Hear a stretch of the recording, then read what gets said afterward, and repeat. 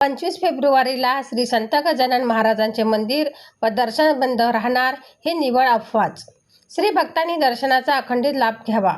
शेगाव भारताच्या राष्ट्रपती महामहिम द्रौपदी मुर्मू या शेगावात 25 फेब्रुवारी रोजी आयुष्य आरोग्य मेळाव्याला हजर राहणार आहेत. मात्र ह्या विषयाचा फायदा घेत अतिउत्साही सोशल मीडियावर निव्वळ प्रसिद्धी मिळवण्याच्या उद्देशाने 3 दिवस शेगाव बंद राहणार, श्री संत गजानन महाराजांचे मंदिर बंद राहणार, दर्शन बंद राहणार अशा पोस्ट बनवून व्हायरल केल्या. त्यामुळे कित्येक महिन्यापासून दर्शनाचे नियोजन करणाऱ्या श्री भक्तांचा हिरमोड झाला. सर्व श्री संत गजानन महाराजांच्या भक्तांना सूचित करण्यात येते की या सर्व चर्चा निर्धार आहे, कारण तसा कोणताही निर्णय अधिकृतपणे जाहीर करण्यात आलेला नाही. महामहिम राष्ट्रपती द्रौपदी मुर्मू दिनांक 25 फेब्रुवारी रोजी मंदिर परिसरात उपस्थित असतील.